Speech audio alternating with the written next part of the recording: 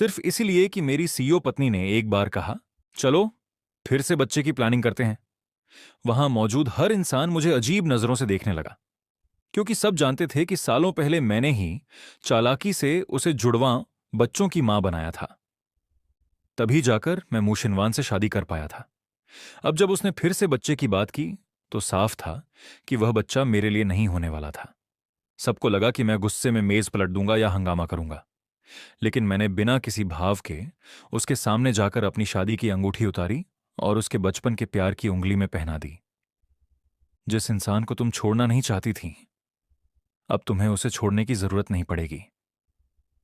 इतना कहकर मैंने अपनी बेटी, जो हर दिन उस कमीने को पापा कहकर उसके पीछे पीछे घूमती रहती थी, उसकी गोद में छोड़ दी। मैं अपने बेटे का हाथ पकड़कर बिना एक बार भी पीछे देखे वहां से चला गया। उस रात मूशिनवान ने रोती हुई बेटी को मनाने की हर कोशिश की, लेकिन कोई फायदा नहीं हुआ। 2 साल बाद मैंने अभी अभी अपने बेटे को सुलाया ही था कि बाहर अचानक तेज बारिश शुरू हो गई। तभी दरवाजे पर जोर जोर से दस्तक हुई। दरवाजा खोलते ही सामने एक आदमी भीगा हुआ खड़ा था। वह घबराई हुई आवाज में बोला, मुझे बहुत अफसोस है, हमारी गाड़ी यहां फंस गई है। हमारी बॉस की बेटी को तेज बुखार है। सुना है आपके घर बच्चों की बुखार की दवा है। कृपया हमें थोड़ी दवा दे दीजिए, हम जितनी कीमत कहेंगे उतनी देंगे। मैंने ठंडे स्वर में जवाब दिया, नहीं। दरवाजे के बाहर खड़ा सचिव बेचैनी से पैर पटकने लगा। सर, हम कोई बुरे लोग नहीं हैं।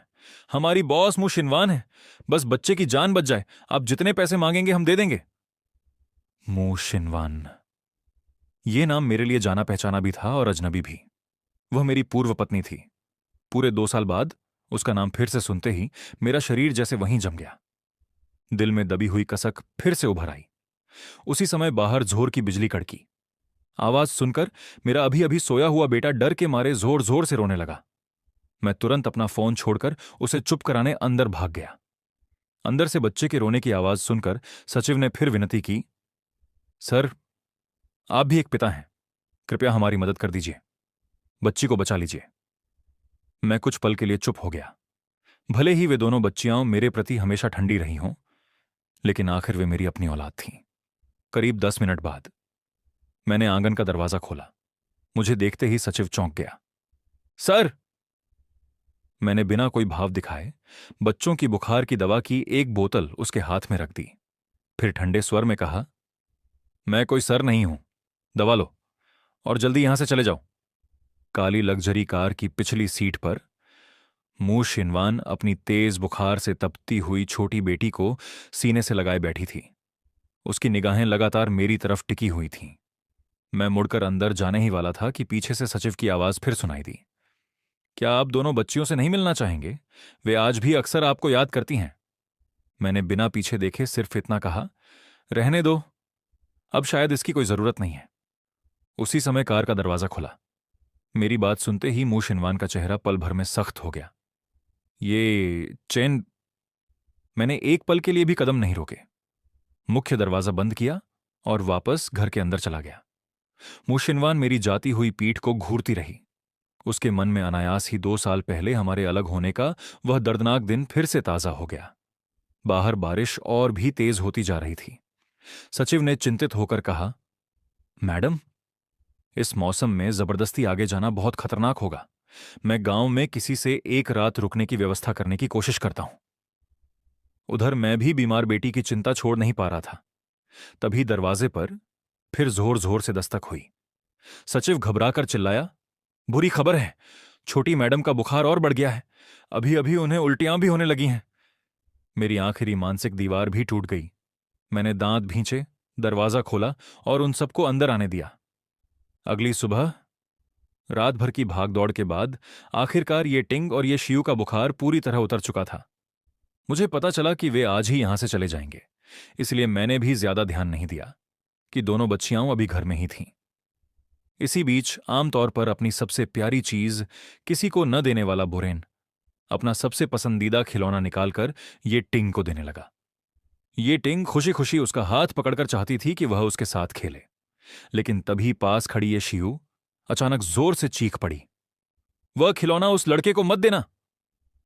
कुछ देर बाद जैसे ही मूशिनवान कमरे में आई, उसने देखा कि ये शियू जोर जोर से रो रही है। वह तुरंत उसके पास गई। ये टिंग अपनी छोटी बहन को मनाने आगे बढ़ी, लेकिन गुस्से में भरी ये शियू ने उसे जोर से धक्का दे दिया। ये टिंग गिर पड़ी। ये शियू रोते हुए चिल्लाई, मुझे कोई बड़ी बहन नहीं चाहिए, तुम जाओ और उस बुरे आदमी के बेटे के साथ खेलो। मूशिनवान ने तुरंत गिरी हुई ये टिंग को उठाकर अपनी बाहों में लिया। फिर उसने सख्त नजरों से ये शियू की ओर देखा, अपनी बहन से माफी मांगो। लेकिन ये शियू और जोर से रोने लगी, नहीं, वह मेरा पापा नहीं है, मुझे तो कमीने अंकल चाहिए। मम्मी, मुझे उनके पास ले चलो प्लीज। मूशिनवान का चेहरा गुस्से से भर गया। वह उसे डांटने ही वाली थी कि मैंने ठंडी आवाज में कहा, बच्ची ने कुछ गलत नहीं कहा, मैं सच में उनका पिता कहलाने के लायक नहीं हूं। मैंने उनकी तरफ देखा। अब सुबह हो चुकी है, आप लोग भी मेरे घर से चले जाइए। बाहर तूफान और बारिश अभी भी जारी थी। ऐसे मौसम में तो गाड़ी चलाना तो दूर, बाहर निकलना भी मुश्किल था। मूशिनवान को शायद उम्मीद नहीं थी कि मैं इतना बेरहम हो जाऊंगा। वह बोली, ये चेन, ये दोनों तुम्हारी अपनी बेटियां हैं, क्या तुम सचमुच एक छोटी बच्ची से भी बदला लोगे? तभी ये टिंग धीरे से बोली, मम्मी, जो खिलौना मैंने बोरेन को दिया वह आपने पहले मेरे लिए खरीदा था। शियू की छोटी कार तो अभी भी घर पर है। शायद उसे लगा कि मैंने उसका खिलौना दे दिया, इसलिए वह गुस्सा हो गई। सच्चाई जानने के बाद मूशिनवान का चेहरा और ठंडा हो गया। उसने ये शियू की ओर देखकर कहा, ये शियू, वह खिलौना तुम्हारी बहन का था, वह जिसे चाहे दे सकती है। तुम्हारा इस तरह रोना और जिद करना बिल्कुल गलत है। ये शियू अनमने ढंग से मेरे सामने आई, धीरे से बोली, सॉरी, मैं आगे से आपको बुरा आदमी नहीं कहूंगी। लेकिन उसके होंठों तक आया, पापा। शब्द आखिरकार बाहर नहीं निकल सका। वह बड़ी उम्मीद से मेरी ओर देखती रही, जैसे पहले की तरह मैं उसे गोद में उठाकर प्यार से मना लूंगा। लेकिन इस बार ऐसा कुछ नहीं हुआ। उसकी आधी अधूरी माफी सुनकर मेरे सीने में दर्द उठा। मैंने चुपचाप अपने बेटे बोरेन को गोद में उठाया और वहां से चला गया। पीछे रह गई ये टिंग कई बार मेरी तरफ देखती रही। उसने कई बार मुझे रोकना चाहा, लेकिन हर बार उसके शब्द उसके गले में ही अटक गए। आखिर में उसने उदास होकर अपना सिर जिम झुका लिया। ये टिंग के चेहरे पर छाई उदासी साफ देख ली। उसने जाते हुए मुझे आवाज दी, ये चेन, क्या हम दोनों अकेले में बात कर सकते हैं? मैंने बिना पीछे मुड़े सिर हिला दिया। हमारे बीच अब बात करने जैसा कुछ भी नहीं बचा। मेरी पत्नी रास्ते में है, वह थोड़ी ही देर में घर पहुंच जाएगी, इसलिए कृपया अपना सामान समेटिए और जितनी जल्दी हो सके यहां से चले जाइए। मेरी बात सुनते ही मूशिनवान का चेहरा एकदम काला पड़ गया। वह व्यंग्य से बोली, ये चेन, नई औरत ढूंढने में तुम सचमुच बहुत तेज हो। पहले अपनी पहली मोहब्बत से अलग हुए तो तुरंत मेरे पीछे पड़ गए। अब मुझसे तलाक हुए कितना ही समय हुआ है और तुमने फिर शादी भी कर ली। समय संभालने में तो तुम्हारा कोई जवाब नहीं। मैंने अपनी मुट्ठियां कस लीं। तो उससे तुम्हें क्या फर्क पड़ता है? कल रात सिर्फ एक रात रुकने की बात हुई थी। अब अपना वादा निभाओ और अपनी दोनों बेटियों को लेकर तुरंत मेरे घर से निकल जाओ। मूशिनवान ने दांत भींच लिए। ये चेन, ये टिंग और ये शियू, दोनों तुम्हारी अपनी बेटियां हैं। क्या सिर्फ इस लड़के के आने के बाद तुम अपनी सगी औलाद तक को छोड़ दोगे? तुम इतने निर्दयी कैसे हो सकते हो? माहौल और तनावपूर्ण होता देख सचिव तुरंत बीच में आया। सर, बाहर हर तरफ पानी भर गया है, अभी चाहकर भी गांव से बाहर नहीं निकला जा सकता। मैंने ठंडे स्वर में कहा, यह तुम्हारी समस्या है, इसका मुझसे कोई लेना देना नहीं। उसी समय मेरा फोन बज उठा।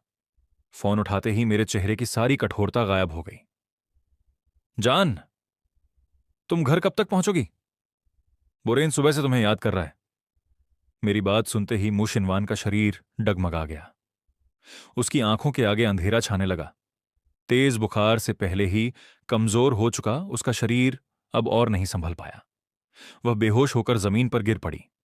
सचिव घबराकर बोला, मैडम पिछले कई दिनों से रिसोर्ट प्रोजेक्ट की जमीन के लिए लगातार काम कर रही थीं। कई कई रातों से ठीक से सोई भी नहीं है। शरीर पहले ही जवाब दे चुका था। Resort project? यह शब्द सुनते ही मेरी आंखों में एक अजीब सी चमक उभरी। तो वह कंपनी जो हाल ही में मेरे साथ उस जमीन के लिए प्रतिस्पर्धा कर रही थी, वह उसी की थी। मैंने उसकी पीली और बेहोश पड़ी शक्ल की ओर देखा। आखिरकार मेरा दिल पूरी तरह कठोर नहीं हो सका। मैंने लंबी सांस लेते हुए कहा, ठीक है, जब तक रास्ता नहीं खुलता तुम लोग यहीं रह सकते हो। सचिव के चेहरे पर तुरंत राहत दिखाई दी। धन्यवाद सर। अगली सुबह मैं आंखों के नीचे काले घेरे लिए नीचे उतरा और अपने लिए कॉफी बनाने लगा। सचिव भी जल्दी उठ गया था। कॉफी की खुशबू सूंघते ही वह मुस्कुराते हुए मेरे पास आ गया। सर, अगर हो सके तो मेरे लिए भी एक कप बना दीजिए। मैंने बिना कुछ कहे उसके लिए भी कॉफी बना दी। उसी समय मुंह शिनवान तैयार होकर कमरे से बाहर आई। उसने हमें साथ बैठकर कॉफी पीते देखा। सचिव ने मुस्कुराते हुए कहा, मैडम, सर के हाथ की कॉफी तो मैंने जिंदगी में पहली बार इतनी स्वादिष्ट पी है, इतनी खुशबूदार और इतनी बढ़िया। मुंह शिनवान ने हमें ठंडी नजरों से देखा और सपाट आवाज में बोली, अच्छा, इसमें ऐसा क्या खास है? सचिव का चेहरा तुरंत उतर गया। वह घबराकर जल्दी जल्दी पूरी कॉफी पी गया। मैडम, मैं बाहर जाकर देखता हूं कि सड़क की हालत कैसी है। इतना कहकर वह तुरंत वहां से निकल गया। मुशिनवान धीरे धीरे मेरे पास आई और ताने भरे लहजे में बोली, इतने सालों में मुझे तो कभी पता ही नहीं चला कि तुम्हें इतनी अच्छी कॉफी बनानी भी आती है। मैंने ठंडी हंसी हंसते हुए जवाब दिया, तुम्हें जानने की जरूरत भी कब थी। इतना कहकर मैं अपना कप रखकर ऊपर जाने लगा, लेकिन तभी उसने मेरा हाथ कसकर पकड़ लिया। ये चेन, क्या अपनी दोनों बेटियों को देखकर तुम्हें जरा भी अपराध बोध नहीं होता? 2 साल से ज्यादा समय तक गायब रहने के बाद भी क्या तुम्हें याद है कि तुम ये टिंग और ये शियू के पिता हो? मैंने उसकी ओर ठंडी नजर से देखा। अपराध बोध मुझे क्यों होना चाहिए? जिसे शर्मिंदा होना चाहिए वह तुम हो। मुशिनवान, जब तुम उस कमीने के साथ प्यार में डूबी हुई थीं, तब क्या तुम्हें याद था कि तुम 2 बच्चों की मां भी हो? वह गुस्से में बोली, तुम बिल्कुल बेतुकी बातें कर रहे हो। उस दिन हम सिर्फ साथ खाना खा रहे थे, बस इतनी सी बात पर तुमने सब कुछ खत्म कर दिया। मैंने अपनी आंखें घुमाने की इच्छा दबा ली। इतने साल बीत जाने के बाद भी वह अब भी उसी आदमी का बचाव कर रही थी। मुशिनवान का चेहरा सख्त हो गया।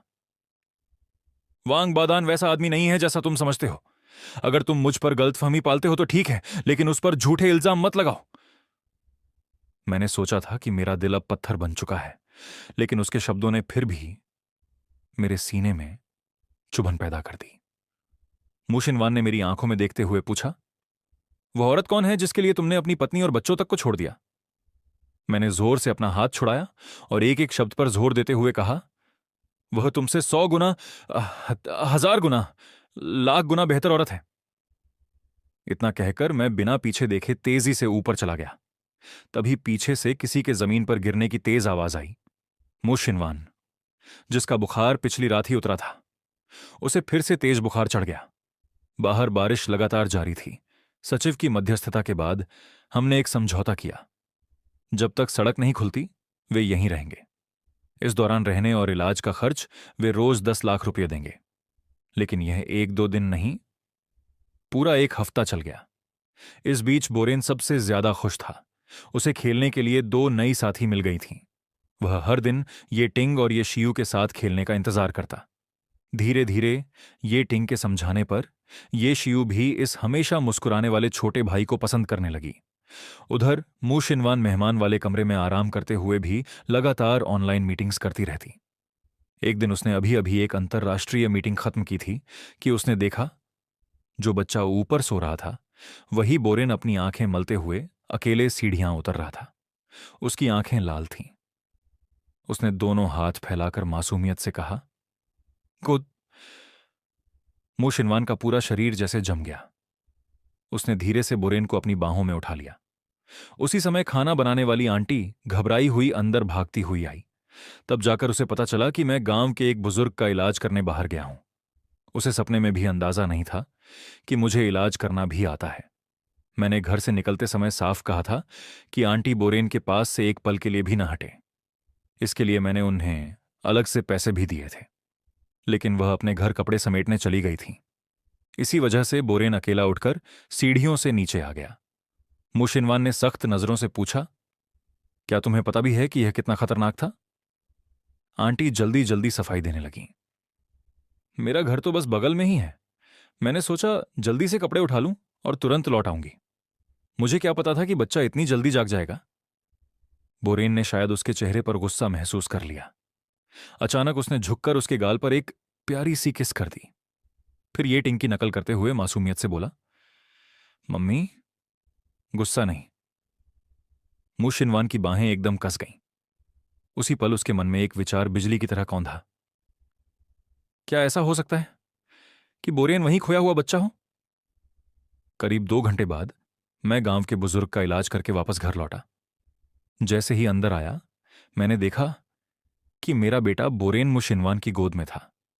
मुझे देखते ही आंटी घबराकर मेरे पास आईं और तुरंत अपनी गलती स्वीकार करने लगीं। उनकी पूरी बात सुनने के बाद मेरा चेहरा सख्त हो गया। आंटी झाओ, मैंने घर से निकलने से पहले साफ कहा था कि आप एक पल के लिए भी बोरेन के पास से नहीं हटे। इसी वजह से मैंने आपको अलग से पैसे भी दिए थे। आंटी झाओ ने मुझे पहले कभी इतना ठंडा और नाराज नहीं देखा था। वह जल्दी से बोली, ये चेन, मुझे लगा बच्चा इतनी गहरी नींद में सो रहा है। मेरा घर तो यहीं बगल में है। सिर्फ कपड़े उठाने गई थी, इसमें कितना समय लगता। अब देखो, बोरेन तो बिल्कुल ठीक है। हमारे गांव में तो बच्चे बरसों से ऐसे ही अपने आप रहते आए खेमे हैं, कभी कुछ नहीं हुआ। इतना कहकर उन्होंने सीना तान लिया। बच्चे की मां तो बेवजह इतना हंगामा कर रही थी, ऊपर से मुझे डांट भी दिया। मैं तुम्हारे घर पूरे 1 महीने से काम कर रही हूं, कभी ऐसी बेइज्जती नहीं झेली। ये चेन, तुम्हें मुझे कुछ मुआवजा देना चाहिए। मैंने उन्हें ठंडी नजरों से देखा। पहली बात, वो बोरेन की मां नहीं है। दूसरी बात, हमारे बीच सिर्फ मालिक और कर्मचारी का रिश्ता है। आज कुछ नहीं हुआ, लेकिन अगर सच में कुछ हो जाता तो? आंटी झाओ के चेहरे का रंग उड़ गया। ये चेन, मैं वादा करती हूं, आगे से ऐसी गलती कभी नहीं होगी। मुझे बस एक आखिरी मौका दे दो। उन्हें पता था कि मेरा बेटा ही मेरी सबसे बड़ी कमजोरी है। इतना कहते हुए वह मुंह शिनवान की गोद से बोरेन को लेने आगे बढ़ी, लेकिन मुंह शिनवान ने फुर्ती से एक कदम पीछे हटकर उन्हें बच्चे को छूने तक नहीं दिया। मेरी नजर आंटी झाओ के हाथों पर पड़ी। उनके हाथ अभी भी खेत की मिट्टी से सने हुए थे। मेरे भीतर का गुस्सा एकदम भड़क उठा। मैंने तुरंत बैग से उनका पूरा वेतन निकाला और उनके चेहरे पर फेंक दिया। आंटी झाओ, आज से आपको नौकरी से निकाला जाता है। आइंदा इस घर में कदम रखने की कोशिश भी मत करना। आंटी झाओ वहीं स्तब्ध रह गईं। कुछ पल बाद वह गुस्से से चिल्लाईं, ये चेन, तुम इतने बेरहम हो गए हो, जरा सी बात पर नौकरी से निकाल दिया। तुम सच में एहसान फरामोश हो। कोई हैरानी नहीं कि तुम्हारी औरत भी तुम्हें छोड़कर चली गई। मैंने बिना एक शब्द कहे उनका हाथ पकड़कर दरवाजे की ओर धकेल दिया। निकल जाओ और दोबारा मुझे अपना चेहरा मत दिखाना। अब जब पूरी तरह झगड़ा हो ही गया था तो आंटी झाओ भी खुलकर गालियां देने लगीं। मैंने बिना झिझक उनके गाल पर लगातार 3 जोरदार थप्पड़ मार दिए। अपनी जुबान संभालकर बात करो। थप्पड़ खाते ही वह कुछ पल के लिए सुन्न रह गईं। फिर जमीन पर बैठकर जोर जोर से रोने और चिल्लाने लगीं। शोर सुनकर आसपास के पड़ोसी भी इकट्ठा हो गए। मैंने सबकी ओर देखकर साफ कहा, मैंने इन पर भरोसा करके अपने बेटे की जिम्मेदारी सौंपी थी, लेकिन ये पैसे लेकर अपना काम छोड़कर घर चली गईं। फिर मैंने गांव वालों से कहा, आज के बाद मैं अपने बेटे की देखभाल खुद करूंगा। अगर गांव में किसी की तबीयत खराब हो जाए तो इलाज के लिए सीधे जिला अस्पताल चले जाना। मेरी कुछ ही बातों से पूरी घटना सबके सामने साफ हो गई। उसी दिन पूरे गांव में यह खबर फैल गई कि आंटी झाओ पैसे लेकर भी अपनी जिम्मेदारी निभाने में नाकाम रहीं और अपने मालिक को नाराज कर बैठीं। दूसरी तरफ बोरेन का ख्याल रखने के लिए मैं मन ही मन मुशिनवान का आभारी था। इसी वजह से उसके प्रति मेरा रवैया पहले से थोड़ा नरम हो गया। मुशिनवान जब अपनी दोनों बेटियों के लिए खाना बनाती तो साथ ही पूरे घर के लिए भी खाना तैयार कर देती। सोचकर भी अजीब लगता था। शादी के दौरान मैंने कभी उसके हाथ का खाना नहीं खाया, लेकिन तलाकत के बाद पहली बार उसकी बनाई हुई रोटी नसीब हुई। लेकिन जिस दिन बोरेन ने उसे मम्मी कहा, उसी दिन से मैंने साफ मना कर दिया कि वह बोरेन के ज्यादा करीब ना आए। खाने के समय को छोड़कर मैं लगभग पूरा दिन अपने स्टडी रूम में ही रहता था। अगले दिन बोरेन की फॉलोअप जांच का दिन था। मैंने पहले ही अस्पताल जाने के लिए गाड़ी की व्यवस्था कर दी थी और अस्पताल की सारी तैयारियां भी पूरी कर ली थीं। फोन रखने के बाद मैं वापस स्टडी रूम में पहुंचा, लेकिन अंदर जाकर देखा तो बोरेन वहां नहीं था। मेरा दिल जोर से धड़क उठा। मैं घबराकर सीढ़ियों की ओर भागा। नीचे नजर पड़ते ही मैं वहीं ठिठक गया। मेरे सामने वह इंसान खड़ा था जिसे मैं इस जिंदगी में दोबारा कभी नहीं देखना चाहता था। वांग बाधान, वह आखिर यहां कैसे आ गया? इस समय उसने बोरेन के दोनों गाल जोर से पकड़ रखे थे। छोटा सा बच्चा पूरी ताकत से खुद को छुड़ाने की कोशिश कर रहा था, लेकिन वह उसे और भी कसकर अपनी बाहों में जकड़े हुए था। मैं जोर से चिल्लाया, उसे तुरंत छोड़ दो। इतना कहकर मैं तेजी से सीढ़ियां उतरने लगा। मेरी आवाज सुनकर वांग बाधान ने सिर उठाकर मेरी तरफ देखा। उसकी आंखों में एक पल के लिए घबराहट झलक गई, लेकिन अगले ही क्षण जब उसने बोरेन को रोते हुए मुझे पापा कहकर पुकारते सुना, उसकी आंखों में अचानक गहरी नफरत भर गई। उसने अपनी उंगलियां और जोर से मोड़ दी। तेज नाखून सीधे बोरेन के गाल पर लग गए और एक लंबी खरोंच पड़ गई। खून की पतली लकीर तुरंत बाहर निकल आई। दर्द से बोरेन की चीख पूरे घर में गूंज उठी। काम कर रही मु शिनवान ने जैसे ही बच्चे की दर्द भरी चीख सुनी, वह तुरंत बाहर दौड़ी। जैसे ही उसने दरवाजे की चौखट पार की, उसने मुझे देखा। मैं एक हाथ में बोरेन को संभाले हुए था और दूसरे हाथ से वांग बाधान के गाल पर जोरदार थप्पड़ जड़ चुका था। मु शिनवान गुस्से से कांप उठी और ऊंची आवाज में मुझसे पूछा, ये चेन, तुम क्या कर रहे हो? वांग बाधान की आंखें तुरंत लाल हो गईं। उसकी आवाज में रुआंसापन आ गया। शिनवान, मुझे तो बस बच्चा बहुत प्यारा लगा। मैं उसे गोद में लेना चाहता था। पता नहीं ये चेन आते ही मुझे क्यों मारने लगा। मैंने उसकी मासूम बनने की नौटंकी पर ध्यान ही नहीं दिया। मैं तुरंत फर्स्ट एड बॉक्स लेकर आया और अपने बेटे के जख्म को साफ करके दवा लगाने लगा। तभी मुंह शिनवान की नजर भी बच्चे के गाल पर पड़ी। लाल और सूजा हुआ घाव देखकर उसकी आंखें एकदम सिकुड़ गईं। उसका दिल जैसे कसकर मरोड़ दिया गया हो। उधर वांग बादान भी साफ तौर पर घबरा गया। उसने अनजाने में अपनी वही उंगलियां पीछे छिपा लीं जिनसे बच्चे को चोट लगी थी। वह जल्दी से बोला, शिनवान, मैंने जानबूझकर नहीं किया। ये चेन अचानक जोर से चिल्लाया। मैं घबरा गया, हाथ फिसल गया और बच्चे को खरोंच लग गई। मैं गुस्से से कांप उठा। तुम्हें मेरे घर में आने की इजाजत किसने दी? मुशिनवान ने मेरा बदला हुआ चेहरा देखा तो तुरंत आगे बढ़कर बोरेन को अपनी गोद में लेने की कोशिश की, लेकिन मैं एक कदम पीछे हट गया। उसका हाथ हवा में ही रह गया। उसी समय ये शियू डरते डरते बोली, मैं मैंने ही वांग बादान अंकल के लिए दरवाजा खोला था। उन्होंने कहा था कि वे मेरे लिए छोटा सा केक लाए हैं। मुझे बहुत दिनों से केक नहीं मिला था। मेरी नजर उसके होंठों पर लगी क्रीम पर पड़ी। फिर मेरी नजर मेज पर रखे केक पर गई। मेरा दिल एकदम बैठ गया। मैंने गहरी सांस ली और ठंडी आवाज में कहा, मुझसे बहुत बड़ी गलती हो गई। तुम सब लोग अभी इसी वक्त मेरे घर से निकल जाओ। मेरी आवाज सुनते ही ये शियू जोर जोर से रोने लगी। पास खड़ी ये टिंग भी डर के मारे बिल्कुल चुप हो गई। मुशिनवान का चेहरा उतर गया। ये चेन, थोड़ा तो होश में आओ। मैंने अपने बेटे के कान दोनों हाथों से ढक दिए ताकि वह कुछ न सुन सके। फिर मुशिनवान की तरफ देखकर ठंडी हंसी हंसा। मुशिनवान, क्या तुम्हें इंसानों की भाषा समझ नहीं आती? मैंने कहा था निकल जाओ। अपनी बेटियों को लेकर और अपने उस आदमी को लेकर मेरे घर से दफा हो जाओ। वांग बाधान फिर से वही समझदार और महान बनने का नाटक करने लगा। ये चेन, मुझे पता है कि तुमने मुझे गलत समझा है। मैं तुमसे नाराज नहीं हूं। इस थप्पड़ को मैं अपनी गलती की सजा मान लेता हूं। हम अब भी दोस्त बन सकते हैं। लेकिन शिनवान, शियाओटिंग और शियाओ शियू बिल्कुल बेगुनाह हैं। तुम अपना गुस्सा उन पर मत निकालो। उसी समय आगुई द्वारा भेजे गए लोग हमें लेने पहुंच गए। एक के बाद एक 6 काली गाड़ियां आकर रुकीं। पूरा काफिला बेहद प्रभावशाली था। करीब 20 से ज्यादा आदमी गाड़ियों से उतर आए। मैंने बिना एक पल गंवाए हाथ उठाकर आदेश दिया, इन सबको बाहर फेंक दो। मुंह परिवार के बॉडीगार्ड संख्या में कम थे। वे ज्यादा देर तक टिक ही नहीं पाए। मेरे लोगों ने सभी को काबू में कर लिया, बांध दिया और आंगन से बाहर फेंक दिया। जहां तक वांग बादान की बात थी, उसे सीधे दरवाजे के बाहर पड़े पानी से भरे गड्ढे में फेंक दिया गया। उसकी सफेद पैंट पल भर में कीचड़ से भर गई। लेकिन तभी मुशिनवान ने मेरा हाथ कसकर पकड़ लिया। उसकी आवाज बर्फ जैसी ठंडी थी। ये चेन, क्या तुम हद से ज्यादा नहीं कर रहे? मेरी आंखें गुस्से से लाल हो गईं। मैंने उसकी ओर देखते हुए कहा, ज्यादा? तुम्हारी नजर में तो मैं जो भी करता हूं हमेशा गलत ही होता है। तो फिर एक और गलती सही।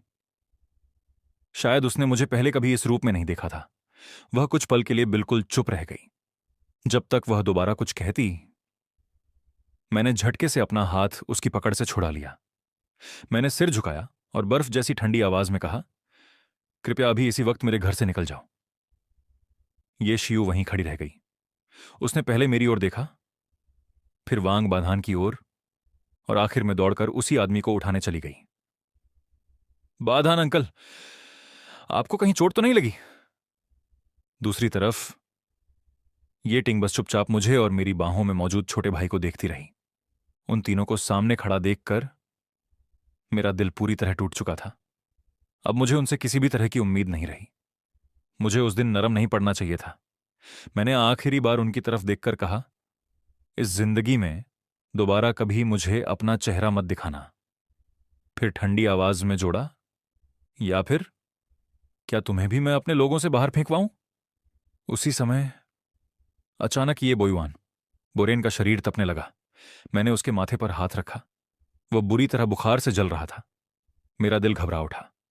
मैंने तुरंत उसकी रोजमर्रा की जरूरी चीजें समेटी। इसके बाद जिस सोफे पर वांग बादान बैठा था, जिस कालीन पर उसने पैर रखा था और जिन जिन चीजों को उसने हाथ लगाया था, मैंने आदेश दिया कि एक भी चीज घर के अंदर न रहे। सब कुछ उठाकर बाहर फेंक दिया जाए। फिर मैं अपने बेटे को गोद में लेकर बिना एक बार भी पीछे देखे गाड़ी में बैठा और वहां से चला गया। मेरी गाड़ी को दूर जाते हुए देखकर मुशिनवान ने अपनी दोनों बेटियों की आंखों में साफ डर देखा। उसे कभी उम्मीद नहीं थी कि मेरी नजरों में अब उन दोनों बेटियों के लिए भी कोई नरमी नहीं बची होगी। ये टिंग की आंखें लाल हो गईं। उसने धीरे से पूछा, मम्मी, क्या पापा और छोटा भाई अब हमें नहीं चाहते? वहीं ये शियू रोते हुए जिद करने लगी, अगर उन्हें मैं नहीं चाहिए तो मुझे भी उनकी जरूरत नहीं। मुशिनवान ने तुरंत अपने लोगों को आदेश दिया कि मेरी गाड़ी का पीछा किया जाए। उसने अपनी बेटी के सिर पर हाथ फेरते हुए कहा, ऐसा नहीं है। लेकिन उसके अपने चेहरे का भाव बता रहा था कि उसे भी अपने शब्दों पर भरोसा नहीं था। 2 दिन बाद शियुआन ग्रुप की सबसे ऊपरी मंजिल पर मुशिनवान फर्श से छत तक बने शीशे के सामने खड़ी थी। उसके चेहरे पर साफ बेचैनी दिखाई दे रही थी। उसने गंभीर स्वर में पूछा, क्या अब तक उसका कोई पता नहीं चला? सचिव ने सिर झुकाकर जवाब दिया, नहीं मैडम। वह आदमी अपने बेटे को लेकर एक बार फिर आपकी दुनिया से गायब हो गया है। सचिव ने घबराते हुए आगे कहा, गांव से निकलते ही उन्होंने गाड़ी बदल ली थी, फिर जानबूझकर हर सीसीटीवी कैमरे से बचते हुए रास्ता बदला। हम पूरी तरह उनका पता खो बैठे। मुशिनवान की गहरी काली आंखें सिकुड़ गईं। उसे अपनी दोनों बेटियों का रोता हुआ चेहरा याद आ गया। उसकी आंखों में बर्फ जैसी ठंडक उतर आई। तलाश जारी रखो। वह अचानक मुड़ी और सख्त आवाज में बोली, एक दूसरी टीम लगाओ। पिछले 2 सालों में उसकी जिंदगी में क्या क्या हुआ, हर हर छोटी बड़ी बात की पूरी जांच करो। उसके होंठों पर हल्की सी ठंडी मुस्कान उभरी। और खास तौर पर उस औरत के बारे में पता करो जिससे उसने दूसरी शादी की है। लेकिन मुशिनवान को बिल्कुल अंदाजा नहीं था कि मैं पहले ही सोच चुका था कि वह मुझे ढूंढने जरूर आएगी। यूकियाओ गांव छोड़ने के बाद मैंने लगातार 2 बार गाड़ियां बदली। आखिर में एक निजी विमान से सीधे पड़ोसी शहर चला गया। विमान में चढ़ने से पहले मैंने अपने बेटे को विशेष दवा देकर उसका बुखार कम किया। उसके बाद बिना एक पल रुके मैं अपने सबसे अच्छे दोस्त आगुई के पास पहुंच गया। वह एक बड़े और प्रभावशाली परिवार का वारिस था, साथ ही मनोरंजन जगत का बेहद मशहूर सितारा भी। मुशिनवान को हमारे रिश्ते के बारे में कुछ भी पता नहीं था, इसलिए वह कभी मेरे ठिकाने तक नहीं पहुंच सकती थी। मैं अपने बेटे बोरेन के साथ बगीचे में पतंग उड़ा रहा था। तभी आगुई अचानक मेरे पास आया और धीमी आवाज में बोला, चेन चेन, तुम्हें कॉलेज के दिनों की वह सबसे खूबसूरत लड़की याद है जिससे तुम्हारा रिश्ता था?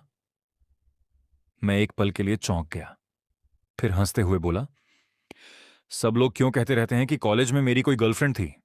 क्या तुम लिंगतोंग की बात कर रहे हो? आगुई ने तुरंत अपना मोबाइल निकाला और स्क्रीन पर एक महिला की तस्वीर दिखाते हुए कहा, अब उनका उपनाम जियान है। वह जियान परिवार की बहू बन चुकी है। सुना है वह बीमार हैं और इसी अस्पताल में भर्ती हैं। पुराने सहपाठी होने के नाते मैं उनसे मिलने उनके वार्ड में चला गया। 7 साल बीत चुके थे। मेरी यादों की वह दुबली पतली मासूम लड़की आज अस्पताल के बिस्तर पर आंखें बंद किए लेटी हुई थी। मैं ज्यादा देर नहीं रुका, चुपचाप अपना लाया हुआ तोहफा रखा और बाहर निकल आया। लेकिन जैसे ही मैं वार्ड से बाहर निकला और गलियारे के मोड़ पर पहुंचा, खिड़की से नीचे नजर गई तो जो दृश्य मैंने देखा उसने मुझे स्तब्ध कर दिया। नीचे अस्पताल के बगीचे में बीमार सी दिख रही ये टिंग अस्पताल की मरीजों वाली पोशाक पहने सिर झुकाकर खड़ी थी। उसके साथ केवल बूढ़े घर के प्रबंधक बटलर थे। मुझे देखते ही बटलर हैरान रह गया। यंग मास्टर, आप यहां? उधर अब तक बिल्कुल सुस्त खड़ी ये टिंग ने जैसे ही मेरी ओर देखा, उसकी आंखों से आंसू बहने लगे। वह पूरी ताकत से मेरी ओर भागी और मेरे सीने से लिपट गई। उसने मेरे पैंट को दोनों हाथों से कसकर पकड़ लिया। उसकी आवाज भर्रा गई। पापा, मुझे माफ कर दीजिए। मुझे बहुत पछतावा है कि मैं उस दिन छोटी बहन को रोक नहीं पाई। मैंने सोचा था अब मैं आपको कभी नहीं देख पाऊंगी। उसके मुंह से निकला पापा शब्द सीधे मेरे दिल में उतर गया। मैंने अपने चारों ओर बनाई हुई सारी कठोरता उसी पल खो दी। मैं तुरंत घुटनों के बल बैठ गया और उसे अपनी बाहों में कसकर भर लिया। शियाओटिंग, डरो मत, पापा यहीं हैं। बुजुर्ग बटलर से मुझे पता चला कि यूकियाओ गांव से लौटने के बाद ये टिंग बीमार पड़ गई थी। उसे हर रात तेज बुखार और लगातार खांसी रहती थी। मूशिनवान ने उसे इसी अस्पताल में भर्ती कराया था और उसकी देखभाल के लिए 24 घंटे एक नर्स की व्यवस्था कर दी थी। यह सुनते ही मेरे भीतर गुस्से की आग भड़क उठी। 24 घंटे नर्स? तो मूशिनवान कहाँ है? उसकी अपनी बेटी अस्पताल में भर्ती है। और उसकी मां कहाँ है? बटलर ने गहरी सांस लेकर कहा, मैडम कंपनी में है। हाल ही में काम बहुत ज्यादा है, वह समय नहीं निकाल पा रही है। उसी समय मेरे फोन पर एक ताजा खबर की सूचना आई। शीवांग ग्रुप की सीईओ मू शिनवान ने नए उभरते अभिनेता वांग बादान को फिल्म सेट तक खुद छोड़ा। दोनों के रिश्ते की अफवाहें फिर तेज। मैंने खबर पढ़ी और मेरा चेहरा गुस्से से सख्त हो गया। उसकी अपनी बेटी अस्पताल में भर्ती थी, लेकिन उसके पास अपने बचपन के प्यार को फिल्म सेट तक छोड़ने का समय था। मैंने फोन कसकर पकड़ लिया। मेरी आंखों में सिर्फ गुस्सा था। तो यही उसका बहुत व्यस्त होना है। बुजुर्ग बटलर ने जैसे ही वह खबर देखी, उसका चेहरा भी बदल गया। वह घबराकर बोला, यंग मास्टर, तस्वीरों में जो मैडम दिखाई दे रही हैं वह सचमुच मुशिनवान ही है, लेकिन इस मामले में जरूर कोई गलतफहमी होगी। मैंने ठंडे स्वर में उसे बीच में ही रोक दिया। मुझे यंग मास्टर मत कहो। मेरा और मू शिनवान का अब कोई रिश्ता नहीं है। मेरी बाहों में खड़ी ये टिंग घबराई हुई मेरी तरफ देखने लगी। मैंने प्यार से उसकी पीठ थपथपाई और धीरे से पूछा, शियाओटिंग, क्या तुम पापा के साथ चलना चाहोगी? उसने मेरी आंखों में देखा, कुछ पल झिझकी, फिर धीरे से सिर हिला दिया। मैंने बिना देर किए उसे अपनी गोद में उठा लिया और सीधे लिफ्ट की ओर चल पड़ा। बुजुर्ग बटलर घबराकर हमारे सामने आ गया। यंग मास्टर, आप बड़ी मिस को अपने साथ नहीं ले जा सकते। मैं रुक गया, फिर शांत लेकिन दृढ़ आवाजों में बोला, लुई, मू शिनवान से कह देना, अगर वह अपनी बेटी की ठीक से देखभाल नहीं कर सकती तो अब से मैं करूंगा। वह अपने बचपन के प्यार के साथ जितना चाहे व्यस्त रह सकती है, जितने दिन चाहे उतने दिन, ताकि कोई हमारा पीछा न कर सके। मैंने पहले ही आगुई से लोगों की व्यवस्था करने के लिए कह दिया था। कुछ ही देर में मैं ये टिंग और ये बोयुआन बोरेन को लेकर सुरक्षित आगुई के एस्टेट पहुंच गया। सबसे पहले मैंने ये टिंग की पूरी मेडिकल जांच की। यह सुनिश्चित होने के बाद कि उसकी हालत खतरे से बाहर है, तभी जाकर मैंने राहत की सांस ली। जब यह टिंग की मुलाकात फिर से अपने छोटे भाई बोरेन से हुई तो वह थोड़ी घबराई हुई थी, लेकिन जैसे ही बोरेन की नींद खुली और उसने अपनी बड़ी बहन को देखा, उसके चेहरे पर तुरंत मीठी सी मुस्कान खिल उठी।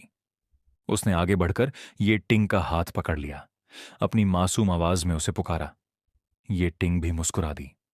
उसने अपनी जेब से एक टॉफी निकाली और प्यार से बोरेन को दे दी। मैं अच्छी तरह जानता था कि ये टिंग को अपने साथ ले आने से मू शिनवान जरूर गुस्से से आग बबूला हो जाएगी। संयोग से आगुई ने झिंगझोउ में रहने की सारी व्यवस्था भी कर दी थी। मैंने तय किया कि बच्चों को लेकर वहीं चला जाऊं, ताकि मेरी वजह से आगुई किसी मुसीबत में न फंसे। उधर खबर मिलते ही मू शिनवान तुरंत अस्पताल पहुंची। उसका चेहरा इतना सख्त था कि मानो उससे बर्फ टपक रही हो।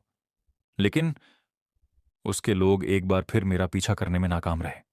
उन्हें सिर्फ इतना पता चल सका कि मैं दोनों बच्चों को लेकर एक काली गाड़ी में बैठकर वहां से निकल गया। मू शिनवान ने ठंडी आवाज में आदेश दिया, ढूंढना जारी रखो।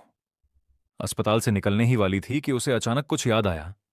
उसकी आंखों में ठंडक और गहरी हो गई। वह धीमी लेकिन सख्त आवाज में बोली, पता लगाओ, ये चेन आज अस्पताल क्यों आया था और उसने यहां क्या क्या किया। अगली सुबह ये टिंग को लगा जैसे कोई उसके गाल को हल्के हल्के छू रहा हो। उसने उनींदी आंखों से नाक सिकोड़ी। तभी उसके कानों में मेरी नरम आवाज पड़ी, ये बोयुआन, दीदी की नींद मत खराब करो। पापा तुम्हें गोद में लेकर दूध बनाते हैं, ठीक है। तभी उसे अचानक याद आया, वह कल पापा के साथ घर वापस आई थी। जैसे ही उसने आंखें खोलीं, सामने ये बोयुआन की चमकती हुई मासूम आंखें दिखाई दीं। उसे जागता देखकर छोटा सा बच्चा तुरंत मुस्कुराया और मीठी आवाज में बोला, दीदी। मैंने देखा कि मेरी बड़ी बेटी जाग चुकी है। मैं मुस्कुराकर उसके पास गया। शाउटिंग, अगर अभी भी नींद आ रही है तो थोड़ा और सो जाओ। लेकिन उसने धीरे से सिर हिला दिया। पापा के पास जागने का यह एहसास उसे बहुत दिनों बाद मिला था। मैंने उसके माथे पर हाथ रखा। अब बुखार पूरी तरह उतर चुका था। तभी जाकर मैंने चैन की सांस ली। अगले 3 दिन ये टिंग मेरे साथ रही। वह हर भोजन बड़े स्वाद से खाती, रात को हमारे साथ ही सोती। सुबह वह ये बोयुआन की मासूम आवाज में दीदी सुनकर उठती। धीरे धीरे उसके चेहरे पर फिर से मुस्कान लौट आई। इसी दिन मू शिनवान मुझे ढूंढते हुए वहां पहुंची। जैसे ही उसने आंगन में कदम रखा, उसने देखा कि जो बड़ी बेटी पहले शायद ही कभी खुलकर हंसती थी, वह इस समय ये बोयुआन के पीछे पीछे पूरे आंगन में दौड़ रही थी। दोनों बच्चों की हंसी पूरे घर में गूंज रही थी। धूप दोनों के चेहरों पर पड़ रही थी। मैं झूले पर बैठा प्यार से उन्हें देख रहा था। ये टिंग पतंग की डोर पकड़े हुए थी। बोयुआन उसके पीछे भाग रहा था। वह गिर जाता, फिर उठकर दोबारा दौड़ पड़ता। अचानक पतंग की डोर टूट गई। ये टिंग उसका हाथ पकड़कर पतंग ढूंढने लगी, लेकिन जैसे ही उसने सिर उठाया, उसकी नजर आंगन के दरवाजे पर खड़ी मू शिनवान पर पड़ी। वह एकदम ठिठक गई। मम्मी। असल में मुझे पहले से ही पता था कि वह आने वाली है। जैसे ही उसकी गाड़ी कॉलोनी में दाखिल हुई थी, सिक्योरिटी गार्ड ने मुझे खबर दे दी थी। मैं जानता था, अगर मुझे दोनों बच्चों की कस्टडी चाहिए तो मू शिनवान से आमना सामना होना तय था। मैंने नौकरानी से कहा कि दोनों बच्चों को अंदर ले जाएं। फिर मैं अकेला उसका सामना करने बाहर आ गया। वह महंगे प्रोफेशनल सूट में खड़ी थी, चेहरा हमेशा की तरह ठंडा, और उसकी मौजूदगी अब भी उतनी ही प्रभावशाली थी। लेकिन आज वह मेरी उम्मीद से कहीं ज्यादा शांत दिखाई दे रही थी। मुझे यह नहीं पता था कि गाड़ी से उतरने से पहले सचिव ने उसे बताया था कि मैं अस्पताल छेंगनान के जियान परिवार की हाल ही में मिली बेटी से मिलने गया था। मू शिनवान तेज कदमों से मेरे सामने आकर रुकी। उसने ऊपर से नीचे तक मुझे देखा और ठंडी आवाज में पूछा, ये चैन मेरी बेटी को अपने साथ ले जाने की इजाजत तुम्हें किसने दी। मैं हल्का सा मुस्कुराया। क्या उसे वहीं छोड़ देता, बीमार होकर अस्पताल में अकेली उदास बैठी रहती। उसके पूरे शरीर से गुस्सा झलक रहा था। तुम्हें उसे अपने साथ ले जाने का क्या हक है। उसकी आंखों में दिखाई दे रही तिरस्कार भरी नजर मेरे दिल में चुभ गई। मैंने अपनी तकलीफें दबाते हुए कहा, मैं उसका पिता हूं। अब तुम ही बताओ, मुझे क्या हक नहीं है। मेरी बात सुनते ही मू शिनवान की उंगलियां कसकर मुट्ठी में बदल गईं। उसकी उंगलियों के जोड़ सफेद पड़ गए। वह ठंडी आवाज में बोली, अब तुम्हें याद आया कि तुम उसके पिता हो। पिछले 2 सालों में जब बच्चे बीमार पड़ते थे और अपने पापा को ढूंढते थे, तब तुम कहां थे। मेरी आंखें लाल हो गईं। मैं अब और खुद को रोक नहीं पाया। क्या तुम्हें लगता है कि मैं उनके साथ नहीं रहना चाहता था। मू शिनवान, तुमने ही मुझे उनके पास आने का कभी मौका नहीं दिया। मैंने उसकी आंखों में देखते हुए कहा। जब ये टिंग अस्पताल में अकेली उदास बैठी थी, तब उसकी मां कहां थी। तुम वांग बाधान को फिल्म सेट छोड़ने गई हुई थी। मेरी आंखों के किनारे चमकते आंसू देखकर मुंह शिनवान की आंखों में एक पल के लिए हल्की सी झिझक उभरी, लेकिन अगले ही पल उसका चेहरा फिर पहले जैसा ठंडा हो गया। वो बोली, ये चेन, ये हमारे बीच की बात है। तुम हर बार एक बेगुनाह इंसान को बीच में क्यों घसीटते हो? मैं दर्द भरी हंसी हंसा। बेगुनाह? वांग बादान बेगुनाह? मेरा दिल मानो किसी लोहे के पंजे ने जकड़ लिया हो। पिछले 5 सालों की सारी घुटन, सारा दर्द एक एक करके फिर सामने आने लगा। मैं समझ गया, अब बहस करने का कोई मतलब नहीं था, क्योंकि चाहे मैं कुछ भी कहूं, उसका दिल हमेशा वांग बांधान की तरफ ही रहेगा। मैंने अपने आंसू पोंछे और एक एक शब्द साफ साफ कहा, मुंह शिनवान, अगर तुमने सच में वांग बादान से शादी करने का फैसला कर लिया है तो दोनों बच्चों की कस्टडी मुझे वापस दे दो। मेरी बात खत्म होते ही चारों तरफ सन्नाटा छा गया। मुंह शिनवान की गहरी आंखें तलवार जैसी तेज हो गईं। उसने बिना झिझक जवाब दिया, सपने देखना बंद करो। ये चेन, याद रखो, मेरी इजाजत के बिना तुम ये टिंग को अपने साथ नहीं ले जा सकते। अगर दोबारा ऐसा किया तो मुझे बेरहम होने का दोष मत देना। उसी समय ये टिंग बोयुआन का हाथ पकड़कर फिर आंगन में आ गई। शायद उसने समझ लिया था कि उसकी वजह से मैं और उसकी मां झगड़ रहे हैं। उसकी आंखें भर आईं। वह रोते हुए बोली, मम्मी, मैं आपके साथ वापस चलूंगी। मैंने आंसुओं से भरी आंखों से उसकी तरफ देखा। वह हमेशा की तरह समझदार और बहुत मासूम लग रही थी। मेरा दिल जैसे टूटकर बिखर गया। उसने धीरे से ये बोयुआन का हाथ मेरे हाथ में रख दिया, फिर जबरदस्ती मुस्कुराते हुए बोली, धन्यवाद पापा, इन कुछ दिनों में मैं सचमुच बहुत खुश थी। मैं तुरंत घुटनों के बल बैठ गया और उसे कसकर गले लगा लिया। शियाओ टिंग, अगर तुम नहीं जाना चाहती तो पापा तुम्हारी रक्षा करेंगे। लेकिन उसने मेरी तरह ही प्यार से मेरी पीठ थपथपाई, धीरे से बोली, पापा, मेरी चिंता मत कीजिए। मम्मी मुझसे बहुत प्यार करती हैं, लेकिन छोटी बहन घर पर अकेली डर जाएगी। मैं बड़ी बहन हूं, मुझे उसके पास वापस जाना होगा। उसकी ये बात सुनकर मेरे सीने में ऐसा दर्द उठा कि सांस लेना भी मुश्किल हो गया। मैं कुछ नहीं कह पाया। बस मैंने उसके लिए ढेर सारे स्नैक्स तैयार किए। उधर ये बोयुआन ने भी अपनी सबसे प्यारी सारी टॉफियां निकालकर एक एक करके ये टिंग के छोटे बैग में रख दी। मुंह शिनवान की नजर बचाकर ये टिंग चुपके से मेरे पास आई। उसने धीरे से मेरा वीचैट आईडी मांगा। मैंने उसे एक छोटे से कागज पर अपना आईडी लिखकर दे दिया। मुंह परिवार के घर लौटने के बाद मुंह शिनवान हमेशा की तरह अपने कमरे में नहाने चली गई। इसी मौके का फायदा उठाकर ये टिंग चुपके से उसके कमरे में गई। घबराहट में उसने बेडसाइड टेबल पर रखे 3 एक जैसे मोबाइल फोनों में से एक उठा लिया और जल्दी से अपने कमरे में लौट आई। उसे बिल्कुल पता नहीं था कि उन 3 फोनों में से एक मुंह शिनवान का निजी फोन था। कमरे में पहुंचते ही ये टिंग ने जेब से वह छोटा सा कागज निकाला। उसने जल्दी जल्दी मेरा वीचैट आईडी खोजकर मुझे फ्रेंड रिक्वेस्ट भेजी। मैंने कुछ ही सेकंड में उसे स्वीकार कर लिया। तुरंत उसके बाद उसकी वीडियो कॉल आ गई। जैसे ही मैंने कॉल उठाई, यह बोयुआन का छोटा सा चेहरा स्क्रीन पर आ गया। वह खुशी से चिल्लाया, दीदी! उसे देखकर ये टिंग का दिल पिघल गया। वह मुस्कुराते हुए धीरे से बोली, पापा, क्या आप हमारी इन कुछ दिनों की सारी तस्वीरें भी मुझे भेज सकते हैं? मेरी बेटी की यह छोटी सी इच्छा सुनकर मेरा दिल भर आया। मैंने बिना देर किए इन कुछ दिनों में खींची गई हमारी सारी तस्वीरें उसे भेज दी। लेकिन न मैं जानता था और न ही ये टिंग कि उसी समय मुंह शिनवान उसके कमरे के बाहर खड़ी थी। वह अपने भीगे बाल तौलिए से पोंछ रही थी। दरवाजे के बाहर खड़े खड़े उसने अपनी बेटी के चेहरे पर वह सच्ची मुस्कान देखी। कुछ पल तक वह चुपचाप वहीं खड़ी रही। आखिरकार उसने दरवाजा नहीं खोला। वह बिना कुछ कहे मुड़ी और सीधे अपने स्टडी रूम में चली गई।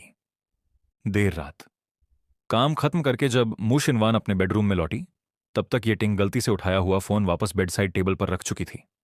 मुंह शिनवान अभी आराम करने ही वाली थी कि उसका निजी फोन अचानक कंपन करने लगा। उसने स्क्रीन खोली। एक अनजान प्रोफाइल दिखाई दी। जिज्ञासा में उसने चैट ऊपर स्क्रॉल की और उसकी आंखें एक पल के लिए ठहर गईं। पूरी चैट मेरे द्वारा भेजी गई तस्वीरों से भरी हुई थी। हर तस्वीर में मैं प्यार से मुस्कुरा रहा था। ये बोयुआन के चेहरे पर चमकती मुस्कान थी और ये टिंग भी पहली बार बेफिक्र होकर हंस रही थी। न जाने क्यों उसने एक वॉइस मैसेज चला दिया। मेरी आवाज कमरे में गूंज उठी। शियाओटिंग, अपना अच्छे से ख्याल रखना। अगर छोटे भाई की याद आए तो पापा को मैसेज कर देना। वॉइस मैसेज खत्म होते ही एक और नया संदेश आया। इस बार वह ये बोयुआन की मासूम आवाज थी। दीदी, गुड नाइट। मुशिनवान की आंखों में एक पल के लिए हल्की सी नरमी उभरी, लेकिन अगले ही पल उसका चेहरा फिर पहले जैसा ठंडा हो गया। उसकी आंखों में फिर वही बर्फ जैसी सख्ती लौट आई। अगले दिन सप्ताहांत था। सुबह सुबह ये टिंग उठते ही सबसे पहले पापा को वीडियो कॉल करना चाहती थी, लेकिन उसने जितनी बार भी वीचैट खोला उसे मेरा अकाउंट कहीं दिखाई नहीं दिया। वह उदास होकर भागती हुई मुशिनवान के पास गई और मासूमियत से पूछ बैठी, मम्मी, क्या कभी ऐसा होता है कि कोई दोस्त अचानक वीचैट से गायब हो जाए? मुशिनवान ने उसे यह नहीं बताया कि पिछली रात उसने गलती से उसका निजी फोन इस्तेमाल कर लिया था। उसने बस शांत स्वर में कहा, शायद सिस्टम में कोई गड़बड़ी होगी। उधर मेरा वीचैट अकाउंट अब भी उसके निजी फोन की कॉन्टैक्ट लिस्ट में मौजूद था, लेकिन उसने जानबूझकर उसे पूरी तरह नजरअंदाज कर दिया। थोड़ी देर बाद मुशिनवान अपने दफ्तर पहुंची और अभी अभी अपनी कुर्सी पर बैठी ही थी कि उसका फोन फिर से बज उठा। इस बार वीडियो कॉल मेरी तरफ से थी। उसने स्क्रीन पर नजर डाली। वही वीचैट अकाउंट। कुछ पल सोचने के बाद उसने कॉल रिसीव कर ली। जैसे ही वीडियो खुला, स्क्रीन पर तुरंत ये बोयुआन का प्यारा सा चेहरा दिखाई दिया। उसने खुशी से पुकारा, दीदी। लेकिन अगले ही पल जब उसने ध्यान से स्क्रीन पर देखा और सामने मुशिनवान का चेहरा पाया, उसके चेहरे की चमक एकदम गायब हो गई। वह घबरा गया। अगले ही पल उसने धप से फोन दूर फेंक दिया। मैं हैरान होकर उसकी तरफ बढ़ा। मैंने प्यार से पूछा, क्या हुआ बेटा? दीदी ने वीडियो कॉल नहीं उठाई क्या? लेकिन यह बोयुआन दौड़कर मेरी टांगों से लिपट गया। उसका छोटा सा चेहरा डर से सफेद पड़ चुका था। वह बार बार सिर हिलाते हुए बोला, डर डर लग रहा है। मैंने उसे काफी देर तक प्यार से समझाया और चुप कराया। तब जाकर उसके चेहरे पर फिर से मुस्कान लौटी। दोपहर को उसके सो जाने के बाद मैंने उस अनजान वीचैट अकाउंट को देखा। कुछ देर सोचने के बाद मैंने एक तस्वीर भेज दी। तस्वीर में यह बोयुआन अपने खिलौनों के साथ खेल रहा था, लेकिन काफी देर तक सामने वाले की तरफ से कोई जवाब नहीं आया। उधर मुशिनवान ने वीडियो कॉल बंद करने के बाद मेरे भेजी हुई तस्वीर देखी। तस्वीर में बोयुआन पूरी तल्लीनता से गुड़िया के साथ खेल रहा था। पास रखे आईने में मेरी उंगलियां भी दिखाई दे रही थीं, जो फोन पकड़े हुए थीं। मुशिनवान ने बिना कोई भाव दिखाए सीधे चैट विंडो बंद कर दी। अगली सुबह बोयुआन फिर जिद करने लगा, पापा, दीदी को वीडियो कॉल करना है। मैंने फिर से वीडियो कॉल मिलाई, लेकिन जैसे ही कॉल कनेक्ट हुई, स्क्रीन पर फिर वही ठंडा और भावहीन चेहरा दिखाई दिया, मुशिनवान। बोयुआन ने होंठ फुला लिए। वह नाराज होकर स्क्रीन की तरफ देखने लगा और बोला, मुझे दीदी से बात करनी है। इतना कहकर उसने बिना एक पल रुके खुद ही वीडियो कॉल काट दी। तीसरा दिन यह बोयुआन नहाकर खुशबू से महक रहा था। उसने अपना छोटा सा नाइट सूट पहना और बिस्तर पर पेट के बल लेटकर फिर से वीडियो कॉल मिलाई, लेकिन इस बार भी स्क्रीन पर मुशिनवान ही थी। उसने अपनी गोल मटोल उंगली से स्क्रीन थपथपाई और मासूमियत से पूछा, दीदी? मुशिनवान अब इसकी आदी हो चुकी थी। उसने शांत स्वर में कहा, दीदी होमवर्क कर रही है। यह सुनते ही ये बोयुआन मोबाइल लेकर मेरे पास भागा। वो बाथरूम के दरवाजे पर धीरे धीरे दस्तक देने लगा। पापा, दीदी? मैं उस समय बाल धो रहा था। आंखों में शैम्पू चला गया था, इसीलिए मैंने बाहर से ही कहा, पापा अभी नहा रहे हैं, आंखें भी नहीं खोल पा रहे, तुम दीदी से बात करो। लेकिन यह बोयुआन दरवाजे के बाहर रखी छोटी कुर्सी पर बैठ गया और फोन में दिखाई दे रही मुशिनवान से बार बार एक ही बात दोहराने लगा, मुझे दीदी चाहिए, मुझे दीदी चाहिए। उसकी जिद और मासूमियत सुनकर मुंह शिनवान के दिल में एक अजीब सी भावना उठी। कुछ देर चुप रहने के बाद उसने आखिर कहा, ठीक है, कल तुम्हारी दीदी से बात करवाऊंगी।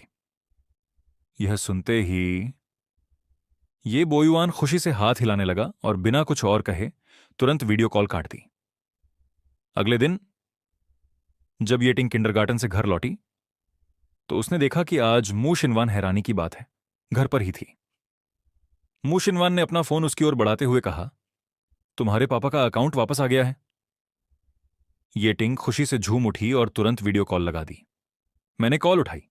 स्क्रीन पर सबसे पहले मुझे ये टिंग दिखाई दी, लेकिन उसके पीछे खड़ी मू शिनवान भी नजर आ गई। ये टिंग खुशी से बोली, पापा, मुझे आपकी बहुत याद आई। मैं मुस्कुराया। पापा और छोटे भाई को भी तुम्हारी बहुत याद आई। मैंने मोबाइल स्टैंड पर रख दिया और ये बोयुआन को गोद में उठा लाया। जैसे ही उसने अपनी प्यारी दीदी को देखा, उसके चेहरे पर सूरजमुखी जैसी चमकदार मुस्कान खिल उठी। दीदी, उसने अपने छोटे से गाल पर प्यार से हाथ रखा। मैं मुस्कुराकर बोला, तुम दोनों बातें करो, पापा खाना बनाने जा रहे हैं। ये बोयुआन ने सिर हिलाया और बड़े उत्साह से अपनी नई खिलौनों की दुनिया अपनी दीदी को दिखाने लगा। उसी समय ये टिंग को अचानक कुछ याद आया। उसने मोबाइल में शिनवान को पकड़ा दिया। मम्मी जरा पकड़िए, मैं अभी आती हूं। इतना कहकर वह ऊपर दौड़ गई। वह ये बोयुआन के लिए खरीदा हुआ तोहफा लाने गई थी। उसी समय ये शियू वॉशरूम से बाहर आई। वह भी कैमरे के सामने आकर हैरानी से बोली, ये बोयुआन। जैसे ही बोयुआन ने उसे देखा, उसे याद आ गया कि पहले वह उसी बुरे अंकल का साथ दे रही थी। उसके चेहरे की मुस्कान तुरंत गायब हो गई। वह बिल्कुल चुप हो गया। लेकिन जैसे ही ये टिंग वापस आई, उसके चेहरे पर फिर से मुस्कान लौट आई। कुछ देर बाद मैंने समय देखा और आवाज लगाई, बोयुआन, अब खाने का समय हो गया। फिर मैंने कहा, दीदी को बाएं बोलो। ये बोयुआन ने आज्ञाकारी बच्चे की तरह हाथ हिलाया। दीदी, बाय बाय। मू परिवार के विला के डाइनिंग रूम में मू शिनवान ने देखा कि बड़ी बेटी ये टिंग बार बार उसकी तरफ देख रही थी, जैसे कुछ कहना चाहती हो लेकिन हिम्मत नहीं जुटा पा रही हो। उसने चॉपस्टिक नीचे रखी और पूछा, क्या बात है? ये टिंग ने झिझकते हुए कहा, मम्मी, क्या इस वीकेंड में छोटे भाई के घर जाकर उसके साथ खेल सकती हूं? मैंने उसके लिए नया खिलौना खरीदा है, मैं उसे देना चाहती हूं। मू शिनवान के होंठों तक पहले सख्त मना करने वाले शब्द आ चुके थे, लेकिन जब उसने अपनी बेटी की आंखों में भरी उम्मीद देखी तो उसने अपना फैसला बदल दिया। वह बोली, ठीक है, मैं ड्राइवर से तुम्हें वहां भिजवा दूंगी। तभी छोटी बेटी ये शियू ने भी अपना सिर उठाकर कहा, मम्मी, मैं भी जाऊंगी, आप हमें छोड़ आइए। शनिवार की सुबह, लेकिन बच्चों को छोड़ने सिर्फ मुशिनवानी नहीं आई, उसके साथ वांग बाधान भी था। वह ऐसे व्यवहार कर रहा था मानो वही इस घर का मालिक हो।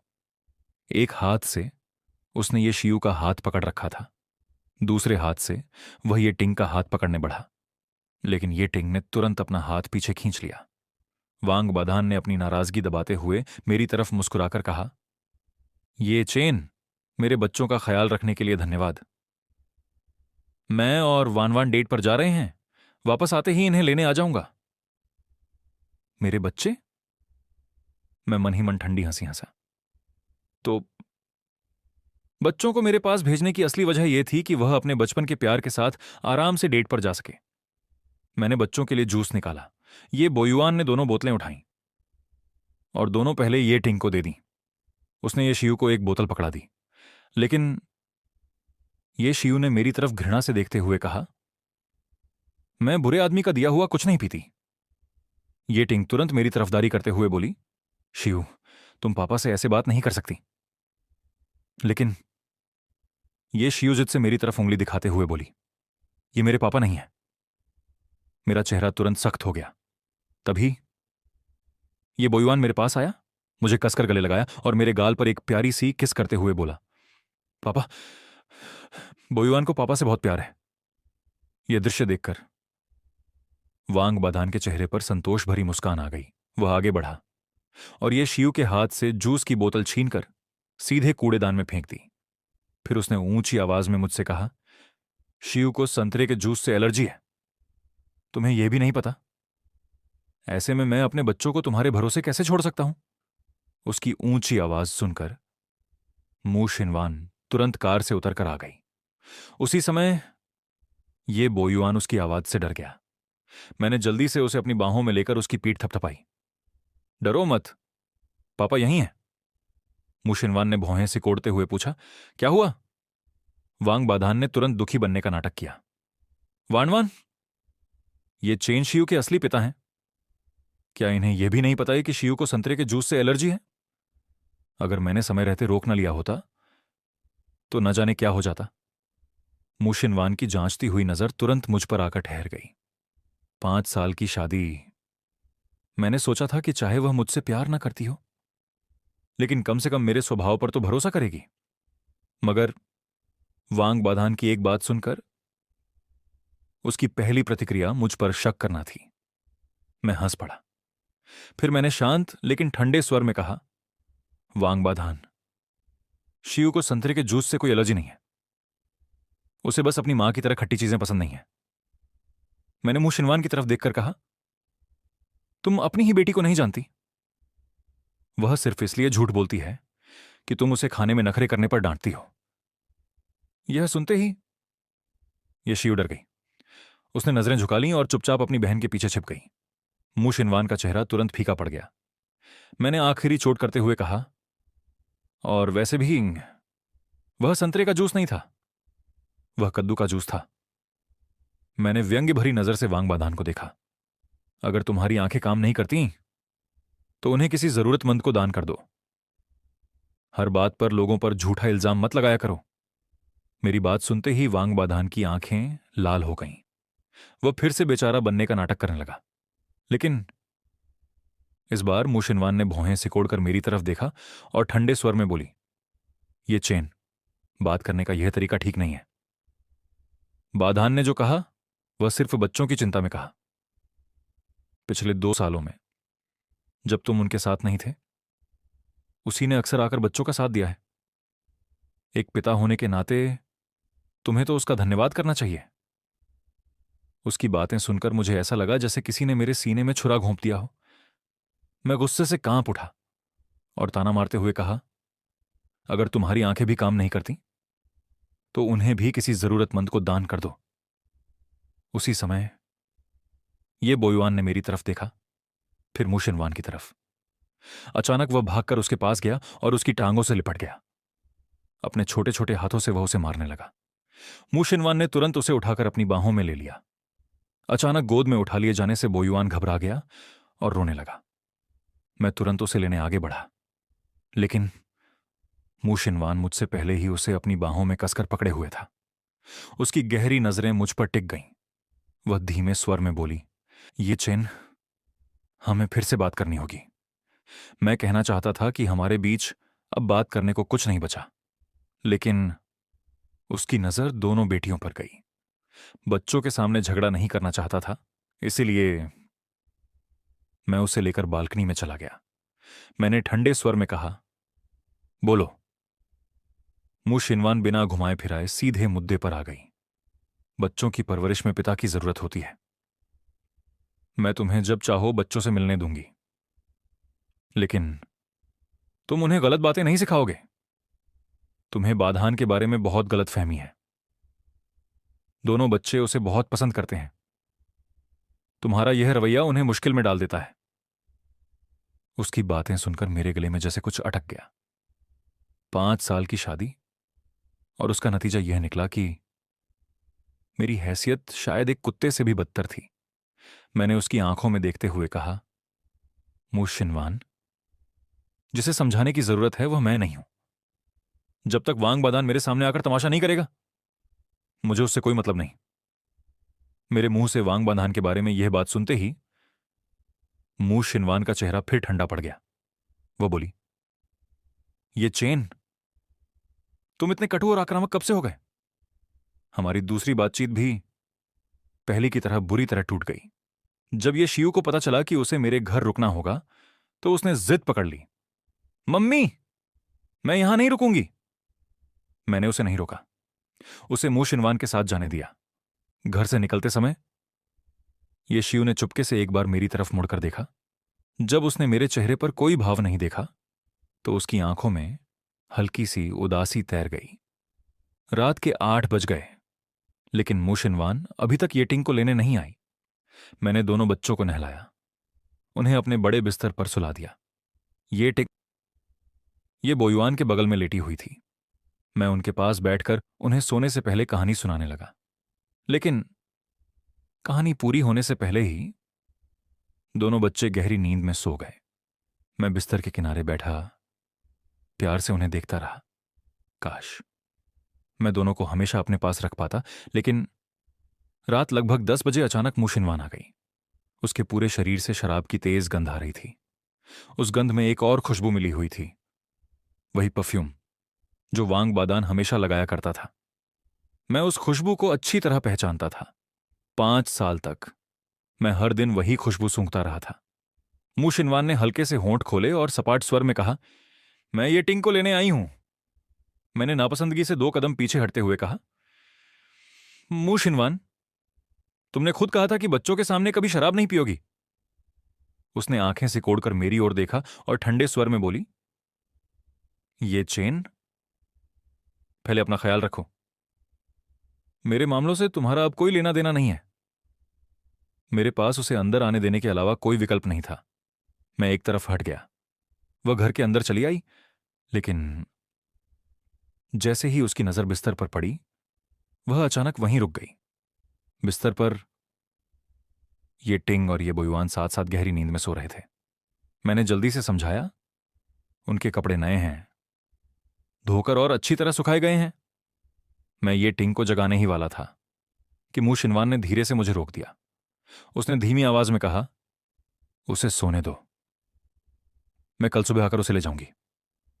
इतना कहकर वह मुड़कर बाहर निकल गई। उसके कदम थोड़े लड़खड़ा रहे थे। मैं उसे जाते हुए देखता रहा। मैं सचमुच समझ नहीं पा रहा था कि वह अभी अभी आई और बिना बेटी को साथ लिए वापस क्यों चली गई। मैं खिड़की तक गया और नीचे झांका। वहां एक जाना पहचाना आदमी कार की अगली सीट के पास उसका इंतजार कर रहा था। मूशिनवान सीधा उसी की ओर बढ़ गई। वह वांग बाधान था, लेकिन इस बार उसके कपड़े बदल चुके थे। सुबह उसने सफेद शर्ट पहनी थी, अब उसने चमकदार लाल जैकेट पहन रखी थी।